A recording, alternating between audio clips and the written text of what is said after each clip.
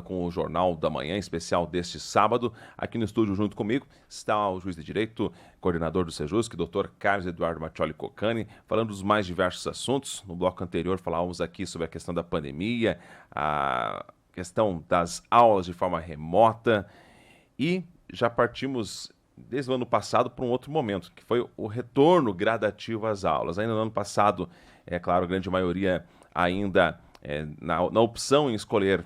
volta à sala de aula ou de forma remota, mas já agora 2022, um retorno mais de fato efetivo presencial. Doutora, a questão é sobre a questão da evasão escolar. Entre a pandemia e agora esse período de retorno às aulas, aumentaram os casos, foi possível fazer o controle, o acompanhamento dessas famílias? Como que está a atual condição, né, após quase esse pós-pandemia, por mais que a gente ainda esteja no momento, mas pelo menos o retorno presencial às aulas já aconteceu, esse momento importante, né? Não houve ainda um retorno integral na medida em que, um exemplo, alguns municípios, por exemplo, tinham turno integral, ainda estão no meio período para a educação, por exemplo, infantil. Há comunidades que ainda não fechou o transporte escolar, que é uma grande preocupação nossa nesses dias, a licitação, que às vezes não aparece interessado, aí o município precisa aumentar o valor para aparecer a concorrência em razão das particularidades ali do âmbito do município. O Tribunal de Contas aperta o cerco ali por questões, por óbvio, de legalidade. É difícil às vezes achar esse meio termo, mas a grande parte dos estabelecimentos de ensino, a grande maioria sim já retornou ano passado e igualmente esse ano. E os índices de evasão, de abandono, de não matrícula, que é o índice mais preocupante para nós, porque sequer existia matrícula, nós estamos mais distantes do efetivo retorno daquele aluno para a sala de aula, aumentaram bastante, não apenas aqui em União da Vitória, nos municípios do entorno, mas em todo o Brasil e no mundo. Alguns países que nunca tiveram índices que apareciam lá nos dados estatísticos de alunos evadidos começou a aparecer.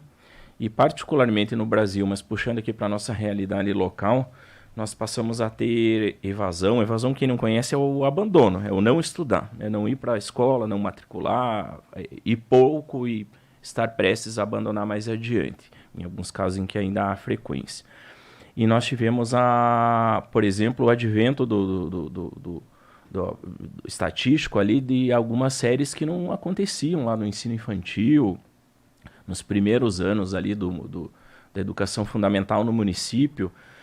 situações em que havia praticamente 100% de frequência das crianças daquela localidade ali na escola, e agora os alunos não retornaram de maneira efetiva para a escola. Há também, Thiago, eu quase passei batido aqui, alguma preocupação ainda de algumas famílias, né, com a questão do próprio Covid, da situação de pandemia, que a priori, segundo os especialistas, né, nós não somos da área da saúde, mas acompanhamos muito de perto, temos conversado com os secretários dos municípios, com médicos, com especialistas, com os cuidados que são tomados nos estabelecimentos de ensino, não há risco para o retorno.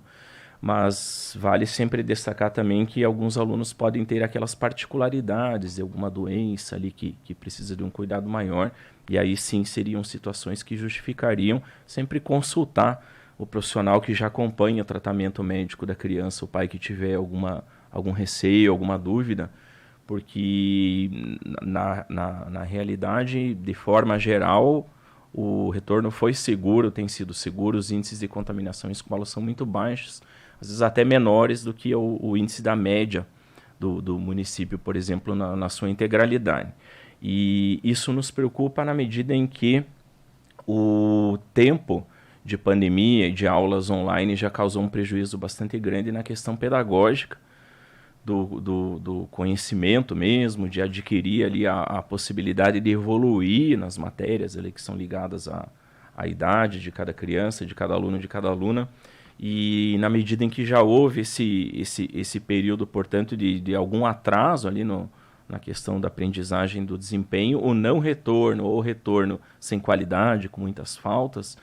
ele pode causar uma evasão maior ainda mais adiante. Porque aquele aluno que não consegue mais acompanhar o conhecimento em sala de aula, ele não entende o que está acontecendo,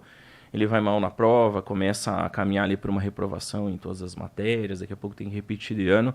ele tem sim um risco também de evadir mais adiante. A grande diferença, Thiago, isso nos alegra, por outro lado, sempre também olhando o copo meio vazio, meio cheio, a grande diferença que nós temos aqui na região é que nós somos uma das únicas localidades, uma das únicas regiões no país que temos um projeto de combate à evasão escolar há mais de 10 anos, há quase 15 anos, na verdade. Então, no momento em que nós estamos aí, talvez na pior época de todos os tempos, desde que a educação passou a ser universal, baixou alguns anos atrás ali a idade para abarcar a primeira infância, na reforma legislativa que houve ali, a idade de ingresso no sistema diminuiu, e nós somos um lugar, uma cidade, uma região, porque nós abarcamos também os municípios do entorno, que tem já um projeto constituído em pleno funcionamento, que vai até as famílias, que conversa, que dialoga, e mais do que tudo, que respeita a individualidade de cada aluno e de cada aluna. Que nós vamos atrás, por exemplo, do porquê do não tenho interesse em frequentar a escola agora após pandemia. Mas será que é exatamente isso? Será que tem uma questão de trabalho para ajudar a família? Será que tem uma questão de saúde mental, que é um outro grande problema aí pós-pandemia, e que também ao longo do tempo tem baixado a idade, que nos preocupa esse acompanhamento mais de perto e de como as pessoas estão no seu bem-estar, na sua tranquilidade mental. Então, tudo aquilo que nós já fazíamos, estamos colocando de maneira bastante qualificada e responsável, com ainda mais precisão para conseguir chegar até as pessoas, as famílias e aos alunos que eventualmente não estão matriculados ou matriculados não estão frequentando as salas de aula. Excelente. Doutor, justamente essa questão que eu ia perguntar agora. Bom, de repente, a criança chegou a ser matriculada, compareceu ali alguns dias e já faz algum par de dias aí que não comparece à sala de aula. A partir de que momento em que as mais diversas autoridades, nível, seja da questão de educação, até mesmo já do judiciário, entram em ação, começam a alertar, opa, essa criança não está indo para a escola só por um motivo ali, pode estar doente, alguma coisa. Quando que já começa esse sinal de alerta? A partir de quanto tempo dessa criança de estar ausente da sala de aula? Nós aprendemos ao longo dos anos de execução do projeto, Thiago, que as coisas não são matemáticas, né? Não são objetivas, se nós formos tratar exatamente igual. A escola, por exemplo, é Helena Colodi, lá no interior de Cruz Machado, como a escola aqui do centro de União da Vitória, o Anchieta, por exemplo, não é o mesmo público, não é o mesmo situação socioeconômica da família, não são os mesmos hábitos, a vida da família lá da linha Vitória, interior de Cruz Machado, não é a mesma vida de uma família com o mesmo padrão, às vezes financeiro, de idade, enfim, às vezes o mesmo emprego da família que mora aqui em União da Vitória. Isso vale também para as peculiaridades de abordagem dos núcleos familiares e dos próprios alunos. Claro que há algumas regras, sim, objetivas, que advêm ali, por exemplo, da Secretaria de Educação, a orientação lá das anotações das 5 faltas consecutivas, das 7 faltas alternadas, mas o que nós sempre pedimos, conversamos, dialogamos, acertamos com as escolas estaduais, com as escolas municipais por meio das secretarias de cada município, é que se tenha um olhar de precisão e um acompanhamento bastante individualizado de cada família, de cada sala de aula, que cada professor, que muitas vezes conhece muito melhor do que, às vezes, até os próprios vizinhos e familiares daquele aluno, como as coisas se constituem, possam trazer as informações de maneira mais precisa. Então, nós temos um exemplo, respondendo a outra pergunta, se nós precisamos das 5 faltas consecutivas ou das 7 alternadas para consignar lá no sistema, acionar o conselho tutelar, toda a rede de proteção. Se, por outro lado, um professor verifica numa segunda falta em que já tem uma dificuldade de contato com a família, ou numa abordagem com a criança, ela apresenta ali um choro não explicado, alguma suspeita aparece, esse professor pode e deve e tem acionado já o projeto de maneira bastante acelerada, no mesmo dia, por meio de redes sociais, já remete os dados ali por meio de um documento, nós já instauramos ali a abordagem do caso, independente dessas regras mais objetivas. Então, a abordagem ela é individualizada e, destacando, se me permite, eu vou alongando nas falas, por favor, me interrompa, Thiago, para que não fique até cansativo aí para o ouvinte. Mas um exemplo que tem acontecido bastante, tanto as questões ligadas à saúde mental, quanto eventuais até situações de risco ligadas a violências. E nós sabemos que, às vezes, lamentavelmente, a criança pode ser vítima de uma violência pesada, uma violência de natureza sexual, uma violência de natureza psicológica grave dentro do ambiente onde vive. Então, um exemplo para ilustrar isso que eu estou falando, uma criança que vai